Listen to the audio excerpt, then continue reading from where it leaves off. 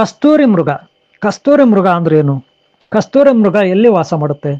ಕಸ್ತೂರಿ ಮೃಗದಲ್ಲಿ ಏನು, ಯಾವ ರೀತಿ ಕಸ್ತೂರಿ ತೆಗಿತಾರೆ, ಅದರ ಬೆಲೆ ಎಷ್ಟು? ಎತ್ತರವಾದ ಬೆಟ್ಟಗಳು, ಎತ್ತರವಾದ ಗುಡ್ಡಗಳು, ಎತ್ತರವಾದ ಪರ್ವತಗಳು. ಹೊಟ್ಟೆಯ ಕೆಳಭಾಗದಲ್ಲಿ, ಗಂಡು ಕಸ್ತೂರಿ ಭಾಗದ ಹೊಟ್ಟೆಯ ಕೆಳಭಾಗದಲ್ಲಿ ಒಂದು ಗ್ರಂಥಿ ಇರುತ್ತೆ, ಅದೇ ಕಸ್ತೂರಿ ಗ್ರಂಥಿ. ಓಂ ಶಾಂತಿ. ವೀಕ್ಷಕರೇ, ಅಭಿಮಾನಿಗಳೇ, ಗುರುಮಕ್ಕಳೇ, ಭಕ್ತರೇ, ನಿಮ್ಮೆಲ್ಲರೂ ಒಳ್ಳೇದಾಗ್ಲಿ. ಕಸ್ತೂರಿ ಮೃಗ. ಕಸ್ತೂರಿ ಮೃಗ ಅಂದ್ರೆ ಜಿಂಕೆ ಜಾತಿಗೆ ಸೇರಿದ ಒಂದು ಮೃಗ, ಪ್ರಾಣಿ.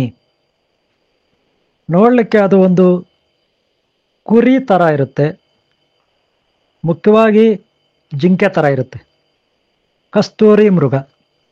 ಈ ಕಸ್ತೂರಿ ಸಾಮಾನ್ಯವಾಗಿ ಮಾಂತ್ರಿಕ ಗುರುಗಳು, ಹಾಗೆ ಹೋಮ ಮಾಡೋರು, ಪೂಜೆ ಮಾಡೋರು, ಹಾಗೆ ಸುಗಂಧ ದ್ರವ್ಯ. ಸುಗಂಧ ದ್ರವ್ಯ ಅಂದರೆ ಹರ್ಬಲ್ ಬ್ಯೂಟಿ ಪಾರ್ಲರ್ ಅಂತೀರಲ್ಲ, ಅಲ್ಲಿ ಮಸಾಜ್ ಮಾಡ್ತಾರಲ್ಲ ಅಲ್ಲಿ. ಹಾಗೆ ಹೆಣ್ಮಕ್ಳು ಕೆಲವು ಸೆಂಟ್ಗಳನ್ನು ಹಾಕೋತಾರೆ, ಹಾಗೆ ಗಂಡ್ಮಕ್ಳು ಕೆಲವು ಸೆಂಟ್ಗಳನ್ನು ಹಾಕೋತಾರೆ. ಈ ಸೆಂಟು ತಯಾರಿಕೆ, ಸುಗಂಧ ದ್ರವ್ಯಗಳ ತಯಾರಿಕೆಯಲ್ಲಿ ಈ ಒಂದು ಕಸ್ತೂರಿಯನ್ನು ಬಳಸ್ತಾರೆ. ಈ ಕಸ್ತೂರಿಯನ್ನು ಕೇವಲ ಕಸ್ತೂರಿ ಮೃಗದಿಂದ ಮಾತ್ರ ತಗೊಳ್ಳೋದಿಲ್ಲ, ಸಾಕಷ್ಟು ಇತರೆ ಪ್ರಾಣಿಗಳು ಹಾಗೆ ಇತರೆ ಗಿಡಮೂಲಿಕೆಗಳಿಂದನೂ ಕಸ್ತೂರಿ ಸುವಾಸನೆ ಉಳ್ಳ ಬೀಜ, ಬೇರು, ಎಲೆ, ಕಾಂಡ, ಕಾಯಿ ಇತ್ಯಾದಿಗಳನ್ನು ತಗೋತಾರೆ.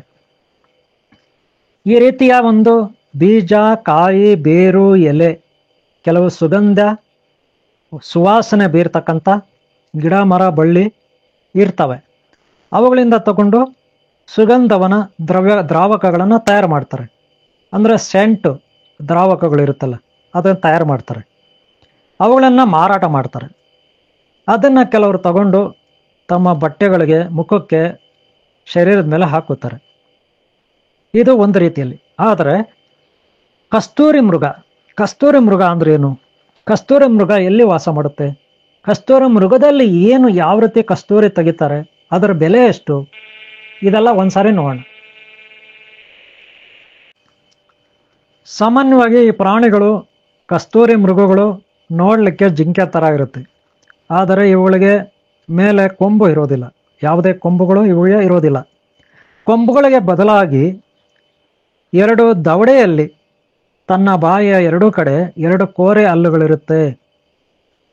ತನ್ನ ಬಾಯಿಯ ಎರಡೂ ಕಡೆ ಎರಡು ಕೋರೆ ಹಲ್ಲುಗಳಿರುತ್ತೆ, ಆದರೆ ಇವುಗಳಿಗೆ ಕೊಂಬು ಇರೋದಿಲ್ಲ. ಜಿಂಕೆಗಳಿಗೂ ಇವುಗಳಿಗೂ ಇರುವ ವ್ಯತ್ಯಾಸ ಅಂದರೆ ಇದು. ಇನ್ನು ಇದರ ಮೈ ಮೇಲೆ ಕೂದಲಿರುತ್ತೆ.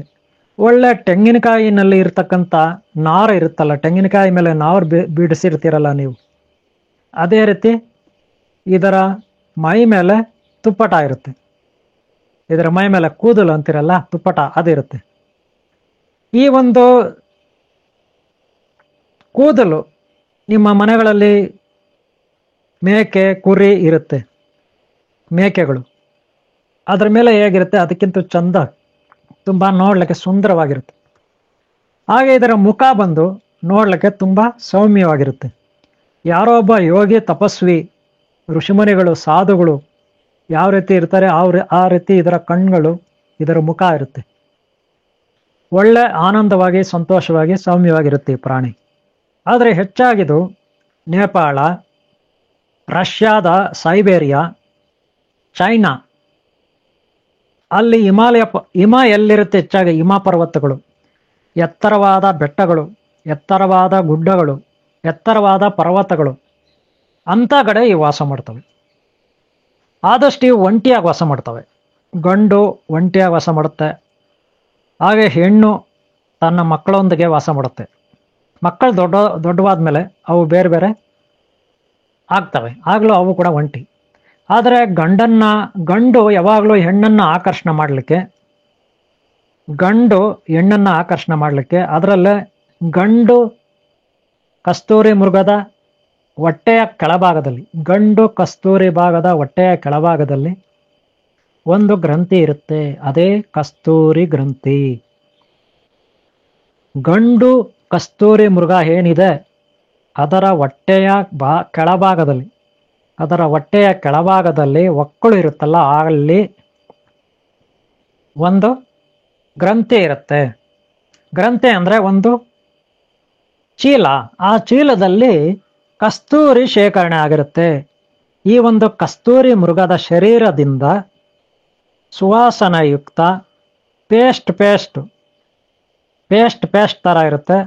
ಅಂದ್ರೆ ಗಟ್ಟಿಗೆ ಒಂದು ಮುದ್ದೆ ತರ ಅಲ್ಲಿ ಒಂದು ಕಸ್ತೂರಿ ವಸ್ತು ಸಿದ್ಧವಾಗಿ ಅಲ್ಲಿ ಆ ಗ್ರಂಥಿನಲ್ಲಿ ಶೇಖರಣೆ ಆಗುತ್ತೆ. ಕಸ್ತೂರಿ ಮೃಗದ ಹೊಟ್ಟೆಯ ಕೆಳಭಾಗದಲ್ಲಿ ಒಂದು ಚೀಲ, ಅದರಲ್ಲಿ ಶೇಖರಣೆ ಆಗುತ್ತೆ. ಅದರಿಂದ ಬರ್ತಕ್ಕಂಥ ಸುವಾಸನೆ, ಕಸ್ತೂರಿ ಸುವಾಸನೆ ಹೆಣ್ಣು ಕಸ್ತೂರಿ ಮೃಗವನ್ನು ಆಕರ್ಷಣೆ ಮಾಡುತ್ತೆ. ಆ ಹೆಣ್ಣು ಕಸ್ತೂರಿ ಮೃಗ ಎಲ್ಲೋ ಇರುತ್ತೆ, ಅದು ಇದರ ಜೊತೆ ಬೆರೆಯುತ್ತೆ, ಅನಂತರ ಸಂತಾನ ಆಗುತ್ತೆ. ಈ ರೀತಿ ಗೊತ್ತಾಯ್ತಲ್ಲ. ಆದರೆ ಈ ಕಸ್ತೂರಿ ಸುವಾಸನೆ ಆ ಏರಿಯಾ ಎಲ್ಲ ಸುವಾಸನಯುಕ್ತವಾಗಿರುತ್ತೆ. ಆದರೆ ಈ ಕಸ್ತೂರಿ ಅದರಲ್ಲಿ ಶೇಖರಣೆಯಾಗಿ ಇರೋದನ್ನ ಕೆಲವು ಕಳ್ಳಕಾಕರು ಕೆಲವು ಬೇಟೆ ಆಡ್ತಕ್ಕಂಥವ್ರು, ಒಂದು ರೀತಿಯಲ್ಲಿ ಕ್ರೂರಿಗಳಂತ ಹೇಳ್ಬೋದು, ಇಂಥ ಪ್ರಾಣಿಗಳನ್ನು ಬೇಟೆ ಆಡಿ ಇವುಗಳನ್ನು ಕೊಂದು, ಕಸ್ತೂರಿ ಮೃಗಗಳನ್ನು ಕೊಂದು ಅದರ ಚೀಲವನ್ನು ಕಟ್ ಮಾಡ್ಕೋತಾರೆ. ಏತಕ್ಕೆ ಅಂದರೆ ಅದರಲ್ಲಿರೋ ಕಸ್ತೂರಿಯನ್ನು ತೆಗೆದು ಅದನ್ನು ಶುಭ್ರವಾಗಿ ಶೇಖರಣೆ ಮಾಡಿ ಅದನ್ನು ಮಾರಾಟ ಮಾಡ್ತಾರೆ. ತುಂಬ ಬೆಲೆ ಬಾಳುತ್ತೆ ಆ ಕಸ್ತೂರಿ, ತುಂಬ ಬೆಲೆ ಬಾಳುತ್ತೆ, ತುಂಬಾನೇ ದುಡ್ಡು. ಅದಕ್ಕೆ ಇವುಗಳನ್ನು ಕೊಲ್ತಾರೆ, ತಮ್ಮ ಸ್ವಾರ್ಥಕ್ಕಾಗಿ ಕೊಲ್ತಾರೆ. ಚೈನಾ ದೇಶದವರು, ರಷ್ಯಾ ಸೈಬೇರಿಯನ್, ಆಮೇಲೆ ಚೈನಾ ಗೊತ್ತಾಯ್ತಲ್ಲ, ಸೈಬೇರಿಯನ್ ದೇಶ ಏರಿಯಾ ಹಿಮಾಲಯ ಪರ್ವತಗಳಲ್ಲಿ ಅಂತ ಕಡೆ, ಹಾಗೆ ರಷ್ಯಾ, ಹಾಗೆ ಚೈನಾ, ಹಾಗೆ ನೇಪಾಳ ಏನೂ ಕಡಿಮೆ ಅಲ್ಲ, ಅಲ್ಲಿ ಕೂಡ ಹಿಮಾಲಯ ಪರ್ವತಗಳಲ್ಲಿ ಇವುಗಳನ್ನು ಕೊಲ್ತಾರೆ. ಕೊಂದು ಆ ಒಂದು ಕಸ್ತೂರಿ ಚೀಲವನ್ನು ಕಟ್ ಮಾಡ್ಕೊಬಿಡ್ತಾರೆ. ಇದು ಬಹಳ ಕ್ರೂರತ್ವ. ಅದರಿಂದ ಅದು ಜೀವಕ್ಕೂ ತೊಂದರೆ ಆಗುತ್ತೆ, ಪ್ರಾಣ ಕಳ್ಕೊಳ್ಳೋಂಥ ಸಾಧ್ಯತೆ ಇದೆ, ಕೆಲವು ಸತ್ಯ ಹೋಗ್ತವೆ. ಈ ರೀತಿ ಮನುಷ್ಯ ತನ್ನ ಸ್ವಾರ್ಥಕ್ಕಾಗಿ ಆ ಚೀಲವನ್ನು ಕದ್ಕೋತಾನೆ. ಆ ಚೀಲದಲ್ಲಿ ಒಂದು 100 ಗ್ರಾಮ್, 150 ಗ್ರಾಮ್, 200 ಗ್ರಾಮ್ ಇರ್ಬೋದು ಅಷ್ಟೇ. ಆದರೆ ಅಷ್ಟೇನಾ ಅಂತ ಕೇಳಬೇಡಿ, ಅದರಲ್ಲಿ ಎಲ್ಲ ಶುಭ್ರ ಮಾಡಿ ಫಿಲ್ಟರ್ ಮಾಡಿ ಶುದ್ಧೀಕರಿಸಿದ್ರೆ ಒಂದು 25 ಗ್ರಾಮ್ ಕಸ್ತೂರಿ ಸಿಗ್ಬೋದು. ಮನುಷ್ಯ ತನ್ನ ಒಂದು ಸ್ವಾರ್ಥಕ್ಕಾಗಿ ಈ ರೀತಿ ಪ್ರಾಣಿಗಳ ಅಮಾಯಕತ್ವದ ಮೇಲೆ ಆಟ ಆಡ್ತಾನೆ. ಇದು ನಿಜವಾಗಲೂ ಮಹಾಪಾಪ, ವಿಷಾದಕರ ವಿಚಾರ ಕೂಡ ಹೌದು. ಆ ಕಾರಣದಿಂದ ಈ ಪ್ರಾಣಿಗಳು ದಿನೇ ದಿನೇ ಅವುಗಳ ಸಂತತಿ ಹಾಳಾಗ್ತಾ ಇದೆ, ಅವುಗಳ ಸಂಕುಲ ನಾಶ ಆಗ್ತಾ ಇದೆ. ಈ ಕಸ್ತೂರಿ ಸುವಾಸನಯುಕ್ತವಾಗಿರುತ್ತೆ ನಿಜ, ಸುಗಂಧ ದ್ರವ್ಯಗಳಿಗೆ ಬಳಸಬೇಕು ನಿಜ, ಮಾನವನಿಗೆ ಏನೆಲ್ಲ ಉಪಯೋಗ ಬೇಕೋ ಅದನ್ನು ಮಾಡ್ಕೋಬೇಕು ನಿಜ. ಆದರೆ ನಾವು ಉಪಯೋಗ ಮಾಡ್ಕೋಬೇಕು, ನಾವು ಉದ್ಧಾರ ಆಗಬೇಕು, ನಾವು ಬೆಳಿಬೇಕು, ಹಾಗಂತ ಅಮಾಯಕ ಪ್ರಾಣಿಗಳ ಮೇಲೆ, ಅಮಾಯಕ ಜೀವಗಳ ಮೇಲೆ ಆಟ ಆಡಬಾರ್ದು. ಕಸ್ತೂರಿ ಮೃಗದ ಪಾಡು ಇವತ್ತು ಅದೇ ಆಗಿದೆ, ಸಾಕಷ್ಟು ಪ್ರಾಣಿಗಳ ಪಾಡು ಅದೇ ಆಗಿದೆ, ಸಾಕಷ್ಟು ಪಕ್ಷಿಗಳ ಪಾಡು ಅದೇ ಆಗಿದೆ, ಸಾಕಷ್ಟು ಗಿಡಮರಗಳ ಪಾಡು ಕೂಡ ಅದೇ ಆಗಿದೆ. ಮನುಷ್ಯನ ಒಂದು ವಿಕೃತ ಮನಸ್ಥಿತಿ, ಅವನ ದುರಾಸೆಗೆ ಇವೆಲ್ಲ ಬಲಿ ಆಗ್ತಿದ್ದಾವೆ. ಇದು ಆಗಬಾರ್ದು. ಪಾಪಕರ್ಮಗಳನ್ನು ಮಾಡಿದರೆ ಮುಂದೆ ಅದಕ್ಕೆ ತಕ್ಕ ಶಿಕ್ಷೆ ಆಗುತ್ತೆ. ಅದಕ್ಕೆ ಮನುಷ್ಯ ಯಾವಾಗಲೂ ಒಳ್ಳೆಯ ಮಾರ್ಗದಲ್ಲಿ ಹೋಗಬೇಕು, ಒಳ್ಳೆಯ ಕರ್ಮಗಳನ್ನು ಕಟ್ಕೋಬೇಕು, ಒಳ್ಳೆಯದನ್ನು ಮಾಡಬೇಕು, ಒಳ್ಳೆಯದರಲ್ಲಿ ಅಭಿವೃದ್ಧಿ ಆಗಬೇಕು. ಮನುಷ್ಯ ಹುಟ್ಟಿರೋದೇ ಸುಖ ಪಡಲಿಕ್ಕೆ, ಸಂತೋಷ ಪಡಲಿಕ್ಕೆ, ಆನಂದ ಪಡಲಿಕ್ಕೆ ನಿಜ, ಒಂದು ಸ್ವರ್ಗ ಜೀವನವನ್ನು ಮಾಡಲಿಕ್ಕೆ ನಿಜ. ಆದರೆ ಅದನ್ನು ಯಾವ ರೀತಿ ಮಾಡ್ಕೋಬೇಕು, ಹೇಗೆ ಮಾಡ್ಕೋಬೇಕು ಅನ್ನೋದನ್ನು ತನ್ನ ಬುದ್ಧಿಶಕ್ತಿಯಿಂದ ಅರ್ಥ ಮಾಡ್ಕೋಬೇಕು. ಇದು ನನ್ನ ಒಂದು ಅಭಿಪ್ರಾಯ. ಆದರೆ ಕಸ್ತೂರಿ ಮೃಗ ಇತ್ಯಾದಿ ಮೃಗ ಇತ್ಯಾದಿ ಪ್ರಾಣಿ ಪಕ್ಷಿಗಳಿಗೆ ನಾವು ಹಿಂಸೆ ಕೊಡಬಾರದು. ಕಸ್ತೂರಿ ಮೃಗದಲ್ಲಿ ಬರ್ತಕ್ಕಂಥ ಚೀಲ ಏನಿದೆ, ಕಸ್ತೂರಿ ಚೀಲ, ಅದು ಅದಕ್ಕೆ ಅಪಾಯ ಆಗಲ್ಲ. ಅಪಾಯ ಆ ಚೀಲವನ್ನು ನಾವು ಅಪಾಯ ಆಗದಂತೆ ಕೆಲವರು ಅದರ ಒಳಗಡೆ ಇರೋದನ್ನು ಈಚೆ ತೆಗಿತಾರೆ. ಕೆಲವು ಡಾಕ್ಟರ್ಗಳು, ವೈದ್ಯರು, ಅಪಾಯ ಆಗದಂತೆ. ಕಸ್ತೂರಿ ಮೃಗದ ಸಾಕಾಣಿಕೆಯನ್ನು ಮಾಡ್ತಾರೆ ಅವರು. ಕುರಿ ಮೇಕೆ ಹೇಗೆ ಸಾಕಾಣಿಕೆ ಮಾಡ್ತೀರಿ ಆ ರೀತಿ. ಓಕೆ, ಇದನ್ನು ನಾವು ಒಂದು ರೀತಿಯಲ್ಲಿ ಒಪ್ಕೋಬೋದು. ಯಾಕಂದ್ರೆ ಆ ಪ್ರಾಣಿಗೆ ತೊಂದರೆ ಆಗದಾಗೆ ಅವರು ಕಸ್ತೂರಿಯನ್ನು ಶೇಖರಣೆ ಮಾಡಿದ್ರೆ. ಇನ್ನು ಕಸ್ತೂರಿ 1 ಗ್ರಾಮ್ ಬಂದು 5,000. ನಾನು ಆಗಲೇ ಹೇಳಿದೆ 5,000 1 ಗ್ರಾಮ್. ಕನಿಷ್ಠ 25 ಗ್ರಾಮ್ ಆದರೂ ಸಿಗುತ್ತೆ ಒಂದು ಕಸ್ತೂರಿ ಮೃಗಕ್ಕೆ ಒಂದು ಸಾರಿಗೆ. ಮತ್ತೆ ಒಂದು ಸಾರಿ ಇವರು ಕಸ್ತೂರಿಯನ್ನು ಈಚೆ ತೆಗೆದುಬಿಟ್ರೆ ಮತ್ತೆ ಅದು ಶೇಖರಣೆ ಆಗುತ್ತೆ. ಸ್ವಲ್ಪ ಕಾಲಮಾನ ಆಗುತ್ತಷ್ಟೆ. ಮಾರ್ಕೆಟ್ನಲ್ಲೆಲ್ಲ ಸಿಗುತ್ತೆ, ಅತಿ ಬೆಲೆ, ದುಬಾರಿ ಬೆಲೆ. 1 ಗ್ರಾಮ್ 5,000 ಕೇಳ್ತಾರೆ ಒರಿಜಿನಲ್ ಕಸ್ತೂರಿ.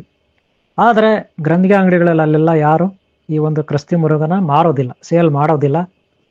ಇಲ್ಲಿ ನಾವು ಕೂಡ ಸೇಲ್ ಮಾಡೋದಿಲ್ಲ. ಆದರೆ ಪರಿಚಯ ಮಾತ್ರ, ಇದು ನಿಮಗೆ ಮಾಹಿತಿ ಮಾತ್ರ.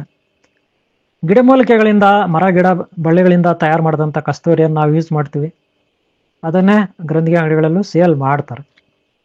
ಎಲ್ಲೋ ಬ್ಲ್ಯಾಕಲ್ಲಿ ಸಿಗ್ಬೋದೇನೋ ನಿಮ್ಗೆ ಒರಿಜಿನಲ್ಲು, ಅಥವಾ ಚೈನೀಸು ಅಥವಾ ರಷ್ಯನ್ಸ್ ಅಂಗಡಿಗಳಲ್ಲಿ ಸಿಗ್ಬೋದೇನೋ ಮಾರ್ಕೆಟಲ್ಲಿ. ಓಕೆ ಅವರೇ, ಕಸ್ತೂರಿ ಪ್ರಾಣಿ ಇದಕ್ಕೆ 2 ಕೋರೆ ಅಲ್ಲಿರುತ್ತೆ 2 ಕಡೆ. ಇದಕ್ಕೆ ಕೊಂಬು ಇರೋದಿಲ್ಲ. ಹಾಗೆ ಅದು ಬೆಟ್ಟ ಗುಡ್ಡ ಪರ್ವತಗಳಲ್ಲಿ ವಾಸ ಮಾಡುತ್ತೆ. ಅದರಲ್ಲೂ ಹಿಮಾಲಯ ಪರ್ವತ ಅಂಥ ಕಡೆ ವಾಸ ಮಾಡುತ್ತೆ.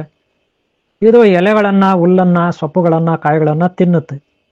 ಅತಿ ಎತ್ತರವಾದ ಪರ್ವತ, ಅತಿ ಎತ್ತರವಾದ ಗುಡ್ಡಗಾಡುಗಳಲ್ಲಿ ವಾಸ ಮಾಡುತ್ತೆ. ಆದಷ್ಟು ಒಂಟಿಯಾಗಿ ವಾಸ ಮಾಡುತ್ತೆ. ಇದು ಕಸ್ತೂರಿ ಮೃಗದ ಒಂದು ಸಣ್ಣ ಮಾಹಿತಿ. ನಿಮ್ಮೆಲ್ಲರೂ ಒಳ್ಳೆಯದಾಗಲಿ. ಎಲ್ಲರೂ ಸಂತೋಷವಾಗಿರಬೇಕು, ಆರೋಗ್ಯದಿಂದ ಇರಬೇಕು, ಆನಂದವಾಗಿರಬೇಕು, ಅಭಿವೃದ್ಧಿಯನ್ನು ಹೊಂದಬೇಕು. ನೀವು ಅಭಿವೃದ್ಧಿ ಆಗಿ, ನೀವು ಉದ್ಧಾರ ಆಗಿ, ಇನ್ನೊಬ್ಬರನ್ನ ಉದ್ಧಾರ ಮಾಡಿ. ಈ ವಿಡಿಯೋನ ನಾನು ಇಲ್ಲಿ ಮುಗಿಸ್ತಾ ಇದ್ದೀನಿ. ಈ ವಿಡಿಯೋ ಇಷ್ಟ ಆದರೆ ಒಂದು ಲೈಕ್ ಮಾಡಿ, ಹಾಗೆ ಸಬ್ಸ್ಕ್ರೈಬ್ ಆಗಿಲ್ಲ ಅಂದ್ರೆ ಹಾಕೊಳ್ಳಿ. ಹಾಗೆ ಹಿಂದಿನ ಭಾಗ ನೋಡಿ, ಮುಂದಿನ ಭಾಗ ನೋಡಿ ಅಂತ ಹೇಳ್ತಾ, ನಿಮ್ಮೆಲ್ಲರೂ ಒಳ್ಳೆಯದಾಗಲಿ ಅಂತ ಹೇಳ್ತಾ, ಓಂ ಶಾಂತಿ, ಓಂ ಶಾಂತಿ, ಓಂ ಶಾಂತಿ. ಈ ವಿಡಿಯೋ ಎಲ್ಲ ಮುಗಿಸ್ತಾ ಇದ್ದೀನಿ. ಒಳ್ಳೆಯದಾಗಲಿ. ನೀವು ಒಂದು ಲೈಕ್ ಮಾಡೋದು ಮರಿಬೇಡಿ.